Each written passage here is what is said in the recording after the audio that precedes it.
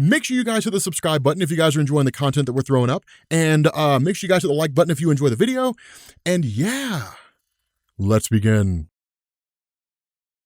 What's going on, guys? This is Rob, and welcome back to Comics Explained. And with Daredevil slated to appear in She-Hulk, over the course of the next 30 minutes, I'm going to make you an expert on the character. Which, by the way, yes, we do have a Daredevil Explained video, but that was made 7 years ago, and a lot has happened in between. So Daredevil was created by Stan Lee and Bill Everett with some input from Jack Kirby, and first appeared in Daredevil #1 in 1964. Now, according to Stan Lee, Daredevil was the product of wanting to come up with a title for Bill Everett to work on, because he wasn't really doing anything at the time, which is really kind of crazy because Bill Everett, this guy was a legend in comics. This guy actually created Name of the Submariner, so he had basically been contributing to the comic book scene since the 1940s. And so while Stan Lee was fleshing out the idea of Daredevil, he decided that he needed to have some kind of flaw because he'd read several articles that the flawed natures of Marvel superheroes were actually what drew readers to them. And that's a true statement. That's one of the things that I want to focus on here. That's a true statement. When it came to Marvel Comics back in the 1960s, 1970s, what really interested people when it came to their characters, specifically somebody like the Fantastic Four or Peter Parker, was the fallible nature of them. Instead of how you saw Superman or Batman in the 1950s, which is that they always seemed to do the right thing, arguably, that when it came to the Fantastic Four, like, they bickered amongst each other the same way that families normally do. That when it came to Spider-Man, he was a kid that just couldn't catch a break. And so this sort of relatability when it came to superheroes drew a lot of interest for people who were reading Marvel Comics at the time. And so in Daredevil's initial appearances, his costume, which was designed by Bill Everett, was yellow and red, and he basically carried billy clubs, which was apparently an idea attributed to Jack Kirby that remains a signature part of the character even today. Now, the yellow and red costume proved to be exceedingly unpopular with the staff of Marvel, and so Stan Lee suggested a change to an all-red costume, which resulted in artist Wally Wood redesigning the suit to the iconic look that Daredevil has basically kept throughout the entirety of his history. And so as for Daredevil's comic book origin, Matt Murdock basically grew up in the Hell's Kitchen neighborhood of New York, the son of a semi-famous boxer named Battling Jack Murdock, who really never wanted his son to have to make a living with his fists and insisted that he devote himself to his studies. And so one day, Matt sees an elderly man crossing the street about to be run over by a truck, and he pushes the guy out of the way. Now, it turns out the truck was carrying radioactive materials that splashed into Matt Murdock's face and basically blinded him. Something else that I want to point out here, because undoubtedly somebody's going to bring it up in the comments section if I don't, that there is apparently a confirmed crossover between Daredevil and the Teenage Mutant Ninja Turtles, that the toxin that was on that truck and splashed into the eyes of Matt Murdock actually rolled down into the sewers of New York, and that's how you got the Teenage Mutant Ninja Turtles. But in any event, with Matt being blinded, his other senses end up becoming extremely heightened to the point that they mimic a radar-like sense that basically copies his sense of sight. Now, when Battling Jack becomes desperate for money, he starts work with a crime boss known as the Fixer and then begins throwing fights for money. And so when Matt comes to one of the fights as a young man, Jack refuses to take a dive, and the Fixer ultimately has him killed. And so, remembering his promise to his father not to resort to violence, Matt adopts the costumed alter ego known as Daredevil and basically takes revenge on his father's killers by turning to violence. So much for promises being kept. But years later, Matt would graduate from Columbia Law School and basically live out a double life as a lawyer by day and a vigilante by night. Now, Stan Lee continued to write Daredevil for nearly 5 years, leaving the title with issue number 50 in 1969. And during his run, Stan worked with a variety of artists, which included Bill Everett and Wally Wood and even John Romita Sr. But his most frequent collaborator was Gene Colan, who took over penciling duties with issue number 20 and remained on the title until Lee's exit. But during Lee's run, most of Daredevil's supporting characters were introduced, most notably his girlfriend Karen Page and his lawyer partner Foggy Nelson, along with several members of his rogues gallery like the Owl, the Purple Man, Stiltman, and even Gladiator.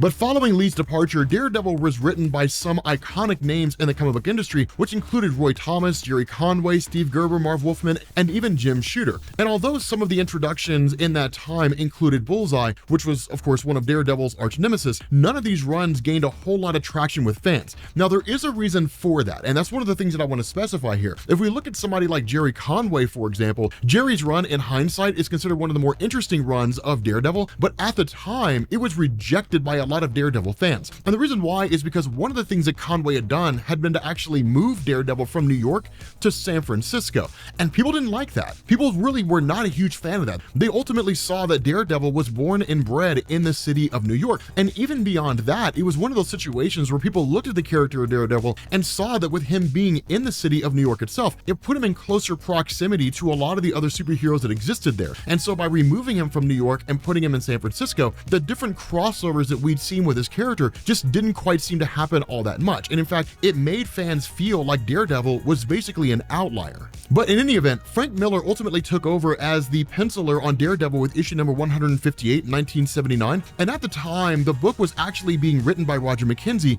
who up to that point was really best known for his work on horror titles, so Vampirella and Creepy and Eerie and different things like that. And what Roger McKenzie had tried to do was basically blend the horror element of his historical works with Daredevil, which was not overly well received. And so what this led to was the book's editor, Dennis O'Neil, ultimately firing McKenzie so that Frank Miller could both write and draw the title, beginning with Daredevil issue number 168 in 1980. Now, this proved to be perhaps the biggest moment in the history of Daredevil comics, because Frank Miller is responsible for a huge chunk of the Daredevil mythos, and even according to Jim Shooter, the book's popularity greatly increased during Miller's run, and he even predicted that had Frank Miller not taken over, the book would have soon been canceled. And this is an accurate statement, because oftentimes whenever we're talking about the different writers that contribute to Marvel Comics, we do talk about Stan Lee, but one of the things we talk about is how a lot of other writers are usually overlooked because of Stan Lee, that Stan Lee's kind of the face of Marvel Comics. But guys like Roy Thomas and guys like Marv Wolfman and people like Jerry Conway, Frank Miller, and Chris Claremont all had massive contributions. But one of the funny things is a lot of the work that Chris Claremont did in his handling of the X-Men title, focusing on turning it into a soap opera as opposed to just focusing on the pretty white kids with problems type of storytelling that Stan Lee, Jack Kirby, Arnold Drake, and Roy Thomas focused on, is that it was heavily influenced by the work of Frank Miller. His work on Daredevil influenced the work of Chris Claremont. And the reason for this is one of the first things that Frank Miller did was make huge changes to Daredevil's origin. Instead of being a down on his luck fighter that had turned to fixing fights out of desperation to support his son, battling Jack Murdock was depicted as an abusive alcoholic. Now, Frank Miller had also introduced the character of Stick, who was a blind martial arts master that had trained Daredevil shortly before he lost his sight in Daredevil issue number 176. Now, one of the things that I want to point out here is that while we look back at Frank Miller's writing in hindsight and say this is definitively the single greatest Daredevil run that there's ever been, it was not without controversy. One of the big controversies was the adjustment that was made to battling Jack Murdock. That at the time, people saw battling Jack Murdock as a guy who fixed fights, and that one of the things people loved the most about battling Jack Murdock's death was the fact that he died as a result of refusing to fix fights, which basically showed that people could be redeemed. That was, again, heavily influential on Matt Murdock in the idea that not everybody was without saving. When it came to Frank Miller changing that and not just altering that origin of battling Jack, but actually turning him into a guy that basically beat on Matt Murdock himself, there was a subsect of the Daredevil fan base that wholly rejected it. They absolutely despised that adjustment to the character. But another change that Frank Miller had made is that he introduced Daredevil's most iconic supporting character in the form of Elektra Natchios in Daredevil issue number 168, the first issue that he started on. Now, since her introduction, Elektra has been used as an ally, an enemy, and a love interest at various times, and she would become so popular during the Frank Miller run that she would actually star in her own solo series shortly after debuting and met Matt Murdock at Columbia University, and the two began dating. But after she and her father are kidnapped and her father's killed, Elektra goes to China and she meets Stick, who trains her and tries to neutralize the darkness that's inside of her, but she ends up joining an ancient sect of evil known as the Hand. Now, the Hand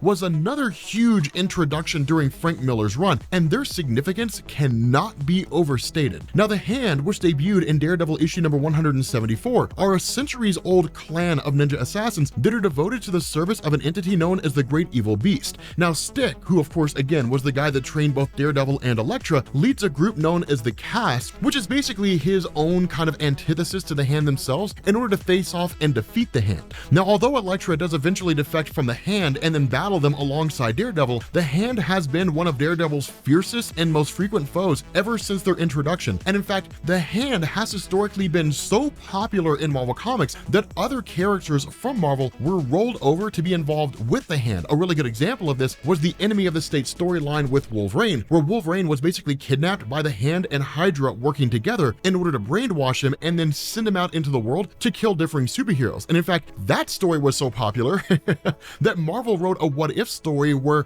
what if Wolverine had succeeded, which basically ended up becoming the story that I call Wolverine Kills the Marvel Universe. But Miller's contributions to Daredevil's Rogues Gallery didn't simply stop there, and although he didn't create him, Miller is responsible for pitting Daredevil against his arch nemesis, the Kingpin Wilson Fisk. Now, prior to Daredevil number 170 in 1981, when Kingpin first appeared in a Daredevil comic, he was considered a Spider-Man villain, and he had originally debuted in The Amazing Spider-Man number 50 in 1967. But during Frank Miller's run on Daredevil, not only did Miller give the Kingpin a real name in the form of Wilson Fisk, but he made Kingpin first and foremost a Daredevil villain to the point that Kingpin is hardly associated with Spider-Man anymore. And since that time, Kingpin and Daredevil have been constantly locked in a power struggle for control of Hell's Kitchen and New York City as a whole that's still playing out in the pages of Daredevil today. But Frank Miller ultimately left the title with issue number 191 in 1983, but returned in 1986 to craft one of Daredevil's most famous story arcs, and a story arc that is actually sharing the name with Daredevil Season 3, which is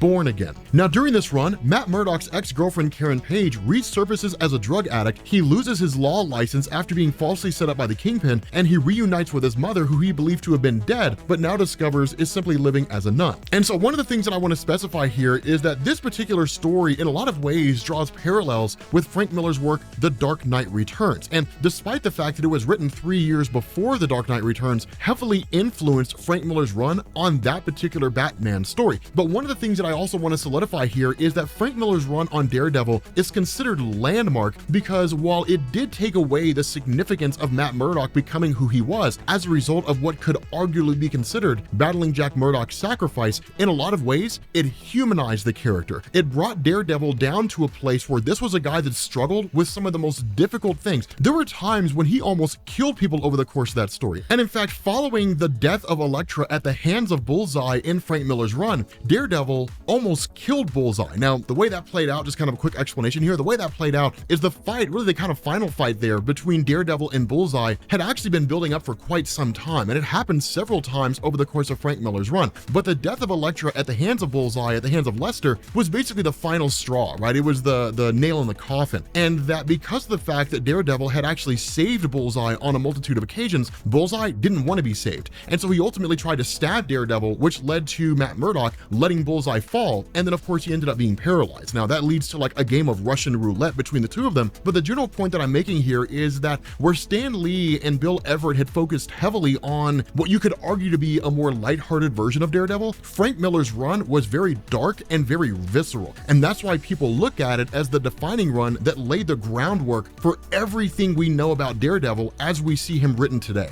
But following Frank Miller's second exit from the book a year later, Daredevil basically went through a few different writers, most notably Ann Nocenti, who wrote the title for 4.5 years, from 1987 to 1991. Now, Frank Miller would revisit the character in the 1983 miniseries Daredevil the Man Without Fear, alongside artist John Romita Jr. But the biggest development post-Miller would actually come in 1998 when the Daredevil title was rebooted during the Marvel Knights Publishing Initiative. Now, this is something that we've talked about before over the course of Marvel Comics, but I think it's worth repeating here, that while we don't have to necessarily go into the backstory as to why it happened, the reality is that in the mid-1990s, Marvel was basically going bankrupt. And so Marvel did a couple different things in order to keep themselves from completely going broke. One of the first things they did is they started licensing off the film rights to characters that they owned. Hence the reason why Sony owned the rights to the Spider-Man films for so long, and why Fox owned the Fantastic Four and the X-Men. But the thing about this is what they also did is they launched Marvel Knights. Now, Marvel Knights was an imprint that was actually handed off from Marvel Comics to a company called Event Publications, which was ran by Jimmy Palmiotti and Joe Quesada. And the way this worked is that instead of Marvel publishing these stories in-house with their own writers and their own artists, which was an incredibly expensive venture given the fact that people wanted to be paid top dollar, that they could actually license it out to Event Publications, which would have a cheaper roster of writers and artists that would basically write characters that Marvel couldn't really sell for a whole ton of money, but made some kind of money. In effect, Event Publications was writing the characters that Marvel just couldn't justify paying top dollar to create. And so that's where Marvel Knights came from. But with Joe Quesada and Palmiotti handling the penciling and the inking, filmmaker Kevin Smith was tapped to write the initial Daredevil story arc under the Marvel Knights imprint. And so while Kevin Smith only wrote one 8-issue arc of Daredevil, the story arc Guardian Devil remains a fan favorite. And in this arc,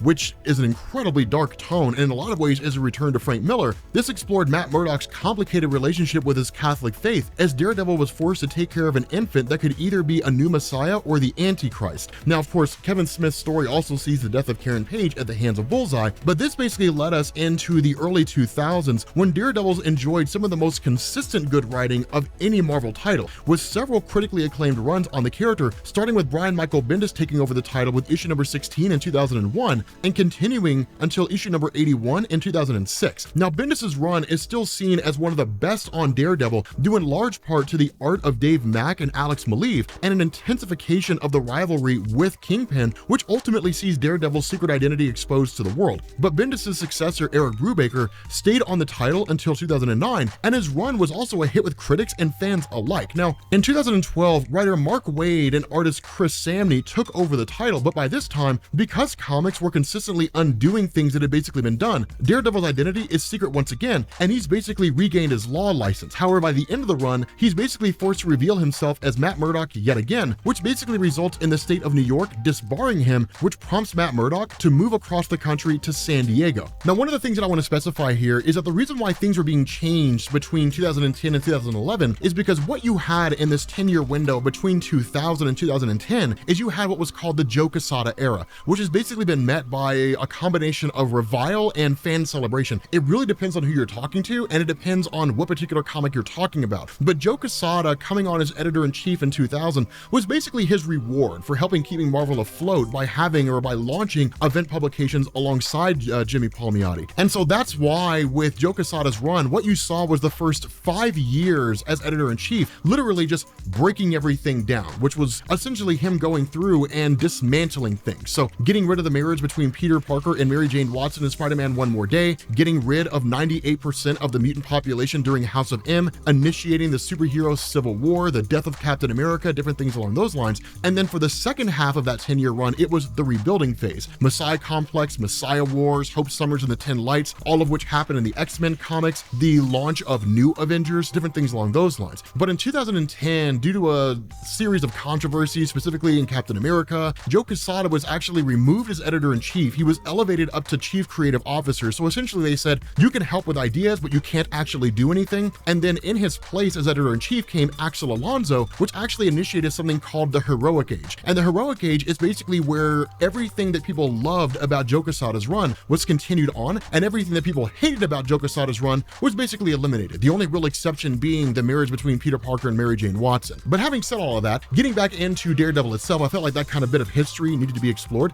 Matt Murdock would ultimately return to New York in 2015 under the writing of Charles Soule, who took over the title as part of Marvel's all-new, all-different Marvel initiative, which was one of several attempts by Marvel to boost sales and fan interest by switching around creative teams, but none of which really had a cohesive direction like Marvel Knights had. And so Daredevil's identity would again become secret once again, thanks to the children of the Purple Man, who actually inherited their father's ability to manipulate the minds of others and use it to force people to forget Daredevil is Matt Murdock. But later in Charles Soule's run, Matt Murdock ends up finding himself as deputy mayor of the city of New York, and the full-time mayor is none other than Wilson Fisk. But when Fisk is attacked by the Hand, Matt has to assume the role of mayor temporarily. Now, the reason why this happened, this is actually one of the cooler elements in Marvel Comics, is what you had was a story called Secret Empire, which is still one of my favorite stories of all time. But in effect, the Red Skull has gotten his hands on a cosmic cube and used it to alter the entire backstory of Captain America, so that instead of Steve Rogers being a guy who really wanted to fight against the Axis powers in World War II, getting the super soldier serum and the rest just simply being history, that instead he had basically always been a Hydra agent. And so when he became Captain America, he had secretly been working behind the scenes to orchestrate a takeover of Hydra, which he successfully did. They actually ended up conquering North America, and then he had his sights set on the rest of the world. But during this story, one of the ways in which he basically started removing superheroes from basically his path to taking over North America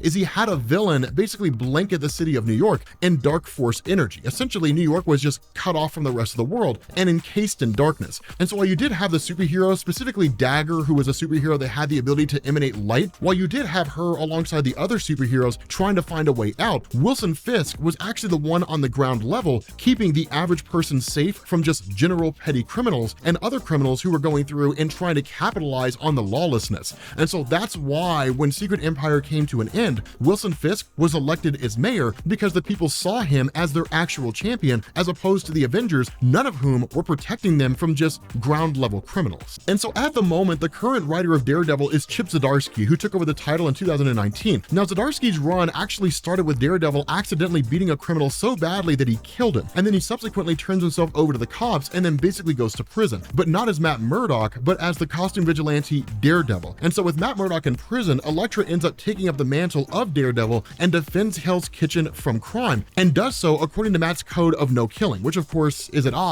with her long-standing history as an assassin. Now recently, Matt Murdock's basically been released from prison, and both he and Elektra currently don the Daredevil costumes and simply fight crime side by side. But that's where we are with the Daredevil comics here in 2022. It's kind of continuing that trend. Now, how long that's going to go for, we don't entirely know. And again, there are some things that I left out here. For example, there was a point where Daredevil's twin brother was basically revealed, or at least had been accidentally created by an Inhuman, that Daredevil had actually created an identity for himself at one point in time, but this Inhuman, not realizing that, had basically read this journal of Daredevil and then brought Matt Murdock's alter ego to life and then passed him off, or at least Matt passed him off as his twin brother. That was ultimately undone. But again, you know, there were some things that had happened that were a little questionable, which is normal when it comes to comic book characters. But with that being said, guys, we're going to bring this video to an end. You are now an expert on Daredevil.